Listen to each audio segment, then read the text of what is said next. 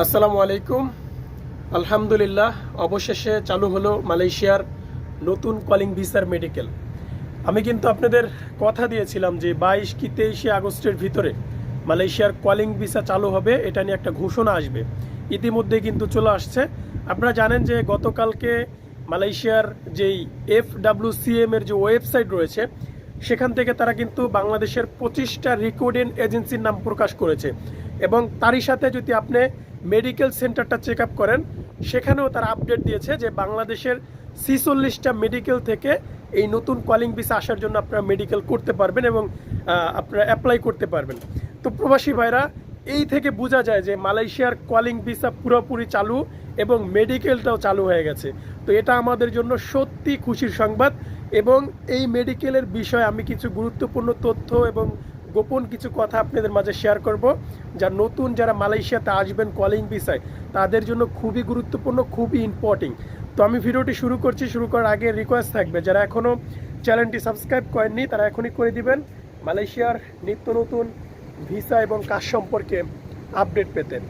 তো প্রবাসী ভাইরা, আপনাদের যেই পরামর্শটা আমি আপনাদেরকে দিতে চাই সেটা হচ্ছে যে দেখেন, অনেকেই কিন্তু এখন খুশিতে তাড়াহুড়া করে কোনটাকে মেডিকেল করাবে, এবং অনেকে দালাল ধরে মেডিকেল করানোর চেষ্টা করবে।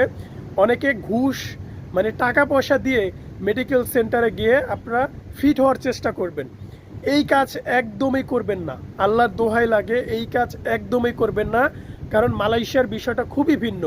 যেমন আমরা মিডল ইস্টে থাকি, মিডল ইস্টে বর্তমানে যা বোঝায় সৌদি, কাতার, দুবাই, বাহারান, এই সব দেশগুলোতে আপনি যখন বাংলাদেশ থেকে মেডিকেল করে আসবেন তখন আপনি ওই দেশে গিয়ে আর মেডিকেল করা লাগে না। মানে বাংলাদেশ থেকে একবার আপনি মেডিকেলে ফিট হলে তারপর কাতারে বা সৌদিতে গেলে আর মেডিকেল করায় না ভাই। কিন্তু মালয়েশিয়ার বিষয়টা খুবই ভিন্ন। কারণ আপনি যখন বাংলাদেশ থেকে ফিট হয়ে মেডিকেল করে যাবেন, মানে আপনি মেডিকেল করে ফিট হয়ে গেছেন মালয়েশিয়াতে, আবার কিন্তু আপনাকে 6 মাস 5 মাস পর আবার মেডিকেল টেস্ট নেবে। মালয়েশিয়ার বিষয়টা খুবই কিন্তু সেন্সিটিভ।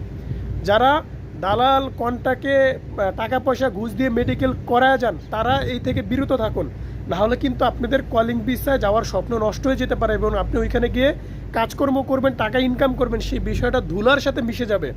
কারণ 6 মাস পর পর, 1 বছর পর পর মালয়েশিয়ার যেই কলিং ভিসার মেডিকেলের যে প্রতিনিধি দলরা রয়েছে, তারা ইমিগ্রেশনের যেই পুলিশ অফিসাররা রয়েছে তারা কিন্তু চেক আপ করে যে কোনো কর্মীর ভিতরে কোনো রোগ আছে কিনা, কোনো সমস্যা আছে কিনা, এটা কিন্তু চেক আপ করে। যখন এই চেক আপটা করার পর যখন ধরা খাবেন তখন কিন্তু আপনাকে দেশে পাঠিয়ে দিবে। তো অবশ্যই যারা কন্টাকে মেডিকেল করেন, দালাল দিয়ে মেডিকেল করিয়ে ফিট হন, তারা এই থেকে বিরত থাকবেন। কারণ আর একটা পরামর্শ, সেটা হচ্ছে যে আপনার শরীরে যদি কোনো রোগবালা থাকে আপনি মেডিকেল করানোর আগে একটা টেস্ট মেডিকেল করাবেন, যাতে আপনার শরীরে যদি কোনো সমস্যা থাকে সেটা যাতে বেরিয়ে আসে, এবং পরবর্তীতে আপনি মেডিকেল সেন্টারে গিয়ে আপনি কলিং ভিসার জন্য মেডিকেল করবেন। তো এটাই ছিল আপনাদের জন্য পরামর্শ এবং গোপন কথা। যদি ভিডিওটি ভালো লেগে থাকে তাহলে অবশ্যই শেয়ার করবেন এবং চ্যানেলটি সাবস্ক্রাইব করে আমার সাথে থাকবেন। তো আজকের মতো এই পর্যন্তই ছিল। খোদা হাফেজ।